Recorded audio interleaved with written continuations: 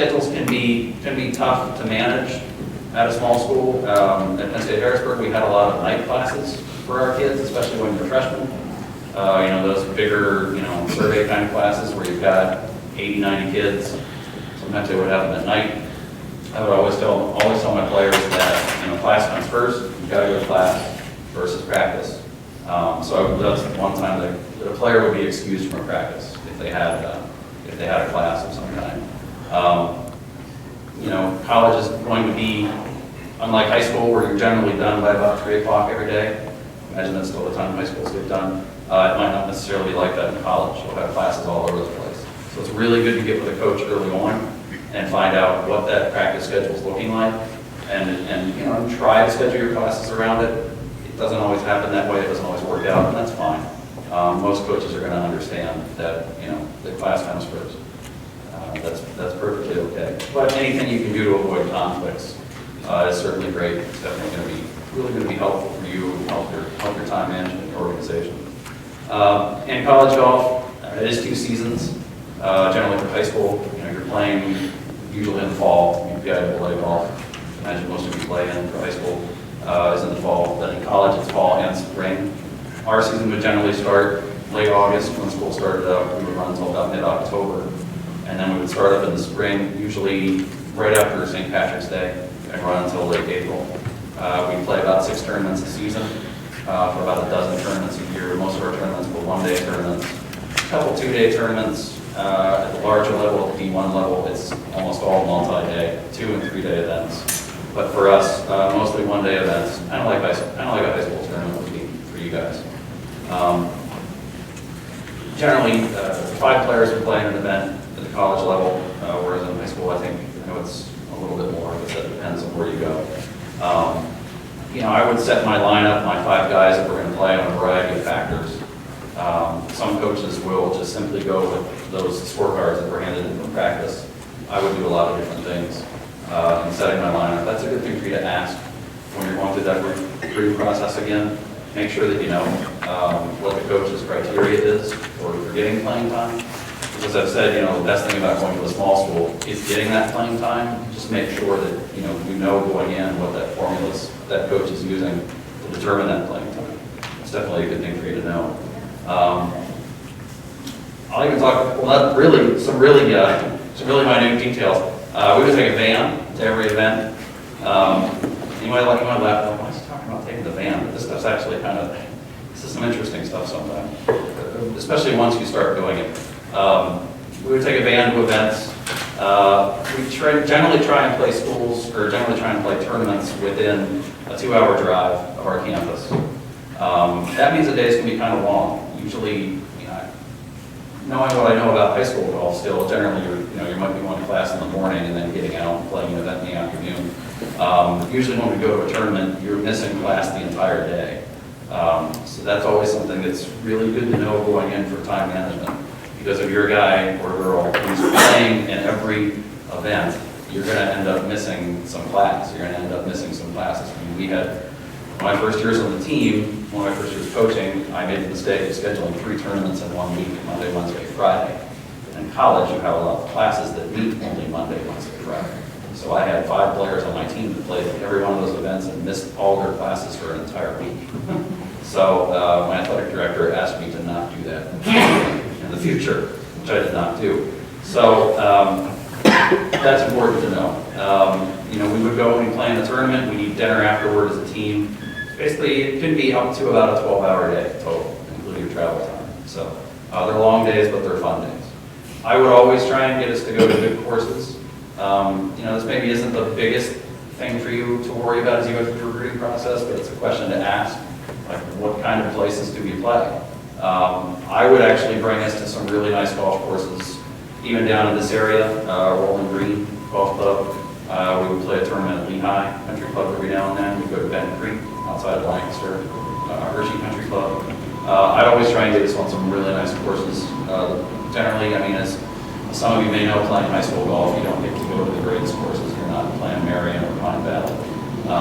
And you probably more than likely won't have that in college either, but it's really good to be able to get out and play some nice courses. Pace of play. Okay, you all play high school golf, and you're probably not playing 4 hours in a high school tournament. Am I correct in saying that? Okay.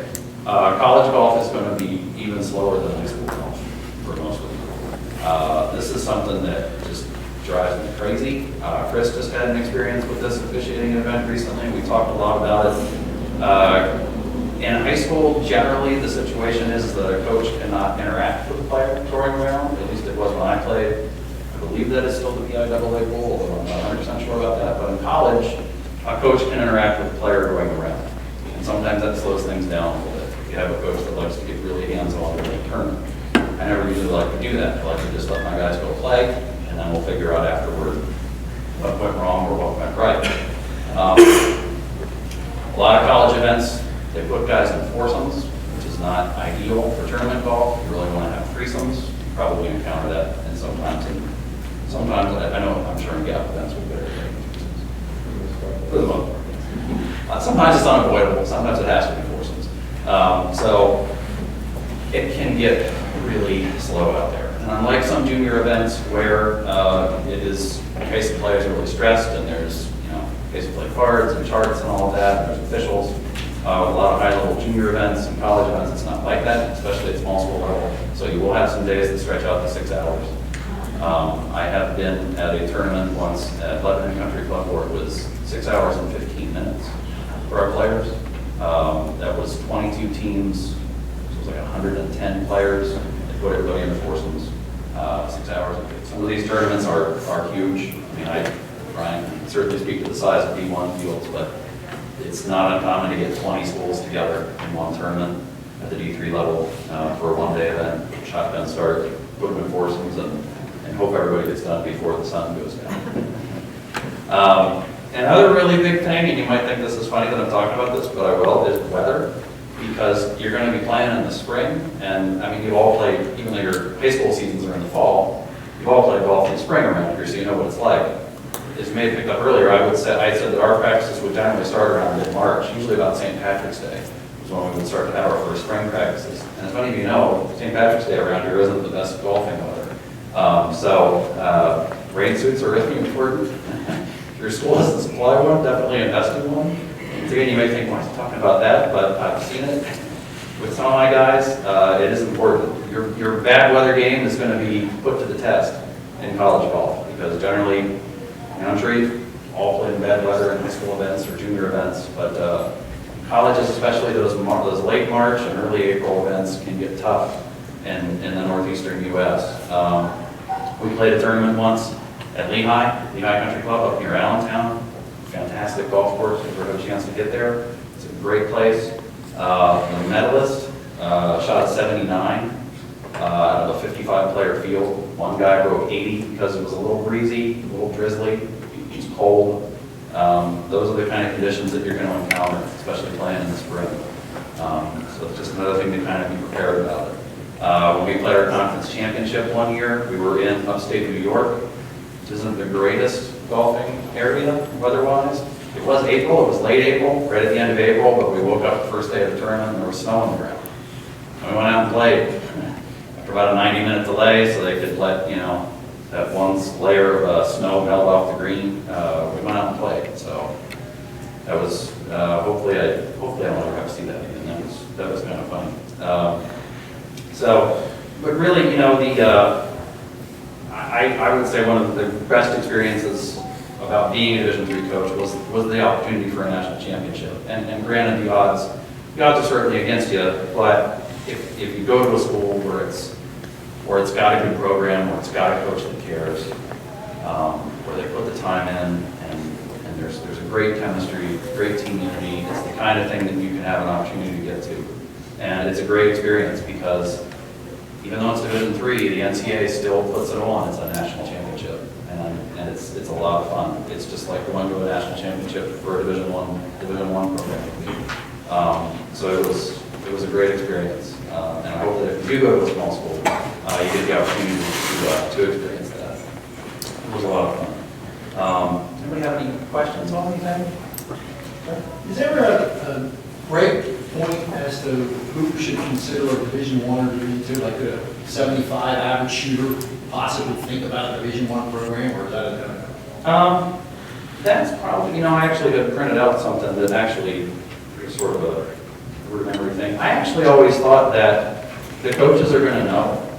The coaches are going to, especially for Division I, if you're good enough for a D1 school, the coach is going to know your name, and they're going to come and contact you more than likely. Sometimes if you're kind of right on that cusp, you may have to do a little bit of work to attract that coach's eye. But I've always thought that's, with D1 coaches being full-time, and this is what they do, they've got a large database of players, they keep tabs on everyone. If they think that you're good enough to play, you will most likely hear from them first. So if you get to the point where, you're a senior in high school and you play and you haven't heard a lot, maybe Ryan can speak to this a little bit more, knowing D1 golf like he does. If you haven't heard anything, then generally that probably means that you're not going to be able to be a D1 player, or you might be able to make a team but won't play. The kid that I talked about that went to Maryland and then transferred, in high school he averaged, I think his senior year he averaged like 73.5, playing, regular setup high school courses. And he was, like the number 10 guy at Maryland his freshman year. Did he get a ride, or was he a walk? He did not receive any scholarship money, I don't believe. So basically a walk-on? Basically it was, yeah. Talk about the formula for playing time, you mentioned that, can you talk a little more about what you did and what typically the formula is? A lot of times what I did was, a lot of our practices, because they were a little bit later in the day, we would get 9 holes in. So I would have the guys go out and play with the guys, and they would take 9-hole scores. So I would take that into account. I'd also take a couple other things into account too. Course load was a big thing. If a player, if I knew that they had a lot of courses, if they had some big tests or something like that coming up, I might actually say, hey, let's have you sit out this next one and have you come back and play, come back and play next week in the tournament. Just because I knew that their mind might be somewhere else, and it's good to focus on the academics and the course load. Also, just maybe certain clues, I would really just kind of, eyeball the player a lot too, and just see how they were looking in their game. We might be going to a certain course where I knew there was a premium on short game, and maybe their short game was a little bit off, for instance. So I would go back to the next one. There are coaches out there at their programs where they would guarantee every player an opportunity to play. I knew one school in particular, you would guarantee every player on the team a chance to play twice a year. And he would carry about 14 players. So that means that the lineup was constantly changing. We've had a lot of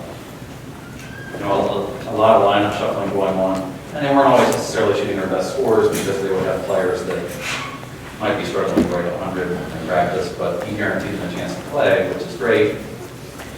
I kind of also let my players set the tone on that a little bit, because I started in my early days, I did that a little bit too. I'd say, okay, I'd carry 8 players generally on my team.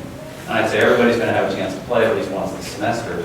And a couple of my kids actually, my captains, my better players were like, hey, we want our best guys out there all the time. We want a chance to win every tournament.